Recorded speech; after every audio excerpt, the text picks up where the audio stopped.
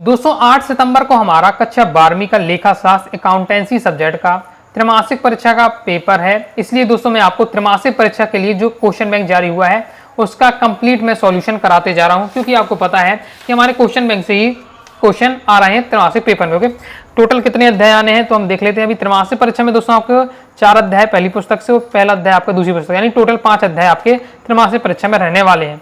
ये दोस्तों आपका पार्ट 2 है। पार्ट 1 आ चुका है। पार्ट 1 में दोस्तों मैंने आपको अध्याय 1, अध्याय 2, अध्याय 3 के जितने भी ऑब्जेक्ट थे कंप्लीट करा दिए थे। अभी दोस्तों हमारे अध्याय 4 के साझेदारी फर्म का विघटन और आपका दूसरी पुस्तक का पहला अध्याय अंश पूंजी के लिए लेखांकन, इन 2 अध्याय के ऑब्जेक्टिव रह गए थे। तो इस वीडियो में हम क्या है कवर करने वाले हैं। चलिए देख लेते हैं।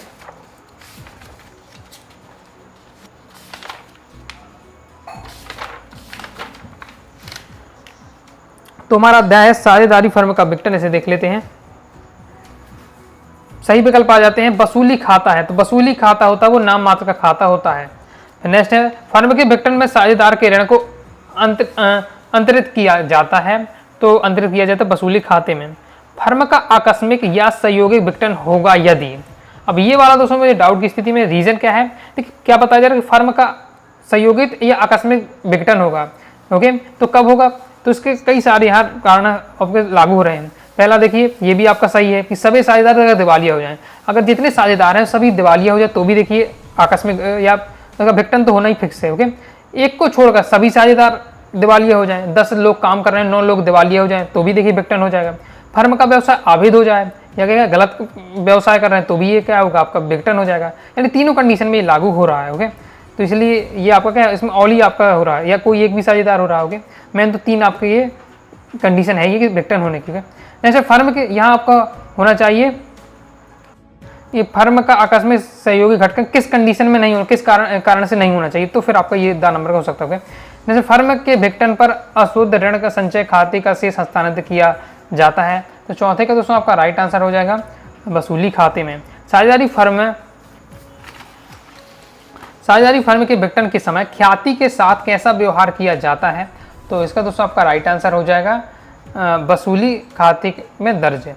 नेक्स्ट है फर्म के विघटन की प्रक्रिया के अंत में कौन सा खाता तैयार किया जाता है, तो ये हमारा खाता तैयार किया जाता है बैंक खाता, तो हो जाएगा आपका ये। आगे देख लेते हैं। आगे नेक्स्ट, एक फर्म के समापन पर एक गैर अभिलेखित परिसंपत्ति से प्राप्त राशि को किसमें स्थानांतरित किया जाता है, तो ये हमारे वसूली खाते में स्थानांतरित किया जाता है। ओके,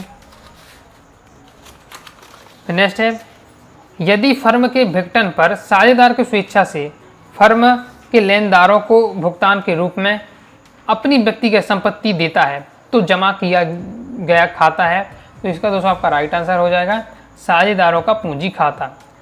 फिर रोहन, मोहन और सोहन साझेदार थे, समान रूप से लाभ बांटते थे। साझेदारी फर्म के विघटन पर समय रोहन का ऋण होगा, तो रोहन का जो आपका ऋण रहने वाला है वो हो जाएगा रोहन के पूंजी खाते में डेबिट।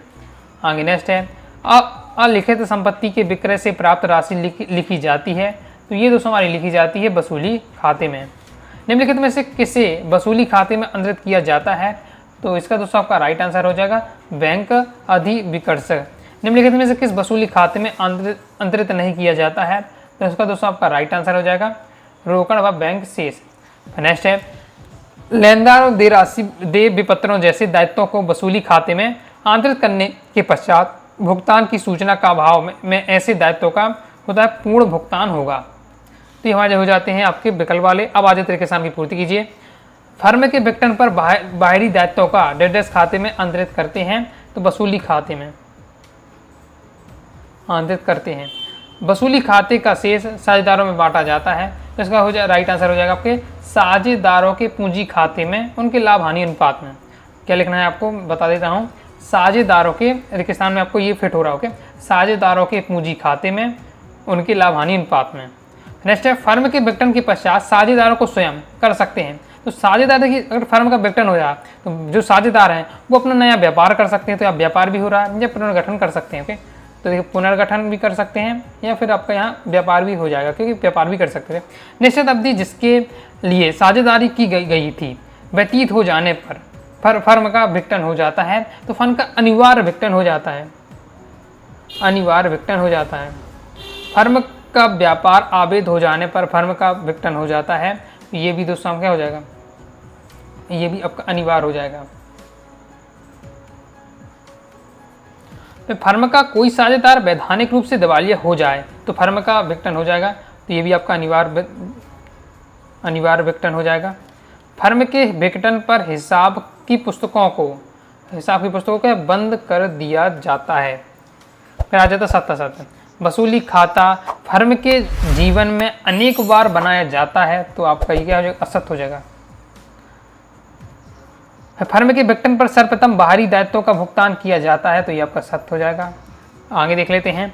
आगे नेक्स्ट है कि बैंक अधिविकर्ष को वसूली खाते में अंतरित नहीं किया जाता है, तो आपका सत्य हो जाएगा क्योंकि करना पड़ता है। ओके, वसूली खाता वास्तविक प्रकृति का खाता है, तो ये भी हमारा क्या असत्य हो जाएगा। फर्म के विघटन पर अलिखित संपत्ति से प्राप्ति को वसूली खाते में जमा किया जाता है, तो ये हमारा क्या हो जाएगा, सत्य हो जाएगा। फर्म के विघटन पर पुनर्मूल्यांकन खाता बनाया जाता है, तो छठवां दोस्तों हमारा असत्य है। ऐच्छिक साझेदारी को विघटन साझेदारों द्वारा एक दूसरे को लिखित सूचना देकर किया जाता है, तो ये आपका सत्य हो जाएगा। इस बार से हो जाते सत्य। आगे देख लेते हैं। तो अब हमारे क्वेश्चन आंसर आ जाते हैं, तो हम बाद में क्वेश्चन आंसर देखेंगे। अब नेक्स्ट और लास्ट हमारा अध्याय बचता है दूसरी पुस्तक से, जो आपका पहला अध्याय आना है, कंपनी लेख अंश पूंजी के लिए लेखांकन। सही विकल्प आ जाते हैं। निम्नलिखित में से किसे समानता मताधिकार प्राप्त होता है, तो उसका राइट आंसर समता अंशधारी को। निम्नलिखित में से किसका लाभांश की दर अनिश्चित होती है, तो ये हो जाएगी दोस्तों आपकी समता अंशधारी, इसमें भी राइट आंसर हो जाएगा। अंशधारी प्राप्त करते हैं तो लाभांश प्राप्त करते हैं। निजी कंपनी के अधिकतम सदस्यों की संख्या कितनी हो सकती है, तो अधिकतम पूछिए तो 200 हो सकती है। फिर आपका ये बताया जाता है एक कंपनी 10 रुपये वाले 10,000 अंश निर्गत किए, जनता 12,000 अंशों के लिए आवेदन पत्र प्राप्त हुए, यह कहलाएगा। तो यह दोस्तों आपका कहलाएगा अति अभियान कहलाएगा। भारतीय कंपनी अधिनियम 2013 के अनुसार एक कंपनी निर्गत कर सकती है, तो एक कंपनी निर्गत कर सकती है समता एवं पूर्वाधिकार अंश आवेदन खाता, तो हो जाएगा दोस्तों हमारा व्यक्तिगत खाता। सार्वजनिक कंपनी की न्यूनतम एवं अधिकतम संख्या हो सकती है, संख्या है, तो सार्वजनिक और न्यूनतम और अधिकतम दोनों आपको बताना है।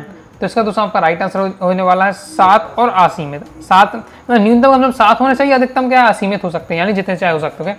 सार्वजनिक कंपनी द्वारा अंशों के विक्रय हेतु जारी किए जाने वाले प्रलेख, तो ये हो जाएगा दोस्तों आपका प्रविकरण।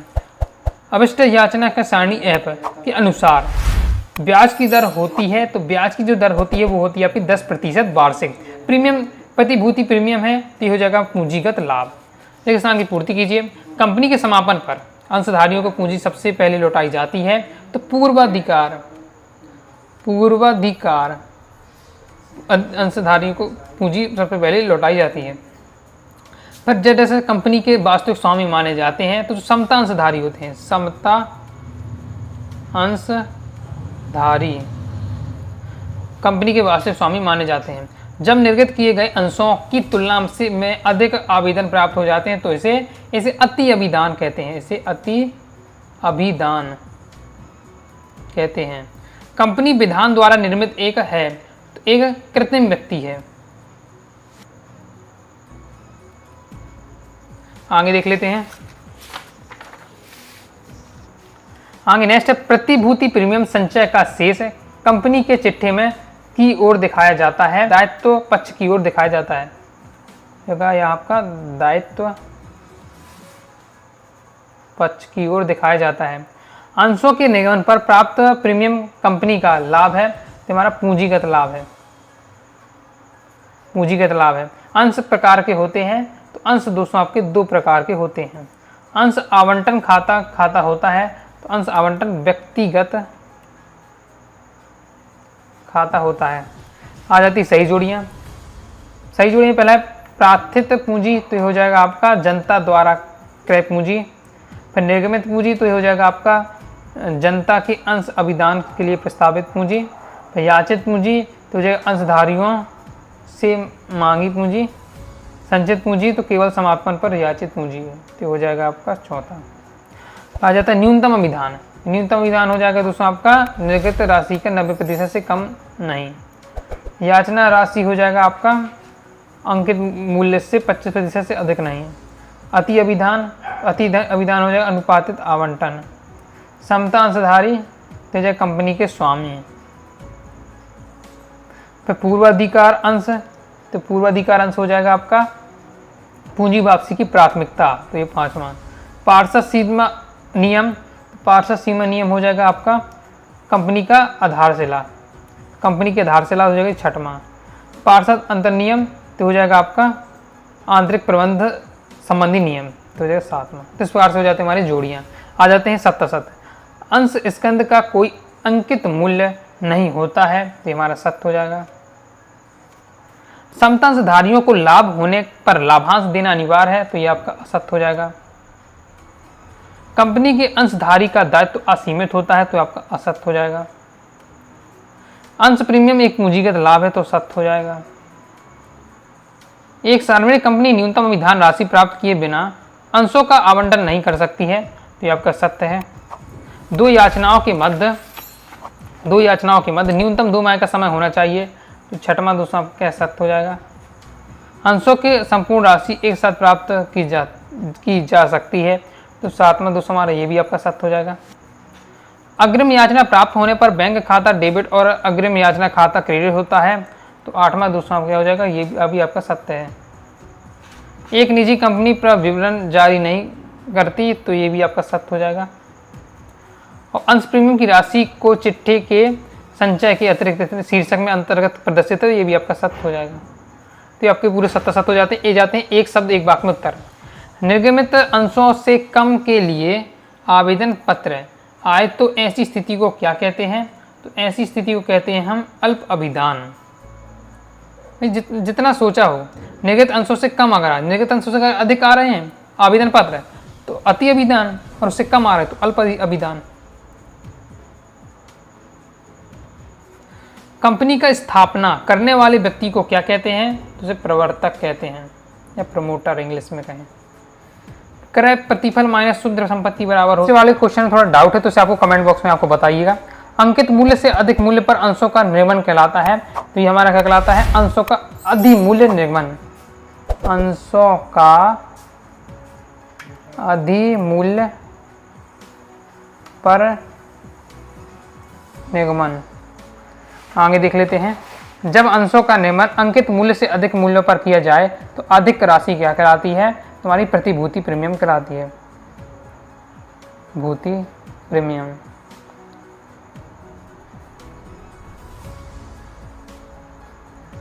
फिर आपका एक्स लिमिटेड आपका ये दिया हुआ एक भवन खरीदा, भुगतान 100 रुपये वाले कितने समतांश से निर्गत किए गए हैं, तो हो जाएगा 1000 समता 1000 समतांश अंश। अग्रिम मांग के संबंध में ब्याज की दर पर प्रतिबंध कंपनी अधिनियम के किस सारणी के द्वारा लगाया गया, तो हो जाएगा कंपनी अधिनियम की सारणी F। कंपनी अधिनियम की सारणी F के द्वारा, तो ये हो जाएगा कंप्लीट। ओके, तो इस प्रकार से दोस्तों आपके जितने आपके अध्याय थे, टोटल अभी 5 अध्याय हैं, सभी के मैंने आपको वस्तुनिष्ठ बता दी है। अब आपके रह जाते क्वेश्चन आंसर। ओके, तो आगे नेक्स्ट पार्ट में हम क्या है क्वेश्चन आंसर कवर करेंगे। ओके, आप सपोर्ट करते हैं जरूर, मैं क्या है सभी क्वेश्चन का आपको सॉल्यूशन बता दूंगा। ओके, जिसमें उसमें भी मैं आपको सिलेक्टेड बता दूंगा जो आपको जरूर पढ़ना चाहिए, ताकि आप क्या है त्रैमासिक परीक्षा में अच्छा स्कोर कर सकें। बाकी दोस्तों प्रॉपर तैयारी करना चाहते हैं तो क्लास 12 की आपको क्या है कॉमर्स वाले बैच को जरूर ज्वाइन कर लीजिएगा। 90 39 53 44 79 इस दिए व्हाट्सएप मैसेज करके आप क्या है मैं दोस्तों आपको मैसेज करके कॉमर्स के बैच के बारे में जानकारी लेकर बैच जरूर ज्वाइन कर लीजिए। इसमें आपको क्या है पूरा मटेरियल मिल जाएगा, जिससे आप क्या बेहतरीन तरीके से अच्छी तैयारी कर पाएंगे। पूरा इंपॉर्टेंट क्वेश्चन आपका रहेगा वाला है, प्रीवियस ईयर क्वेश्चन आपको पूरी प्रैक्टिस हो जाएगी, तो जिससे आप क्या है बोर्ड एग्जाम में भी अच्छा स्कोर कर पाएंगे। तो इसके साथ ही दोस्तों टेलीग्राम चैनल व्हाट्सएप चैनल को जरूर ज्वाइन कर लीजिएगा। मिलते हैं नेक्स्ट वीडियो में, तब तक के लिए बाय बाय।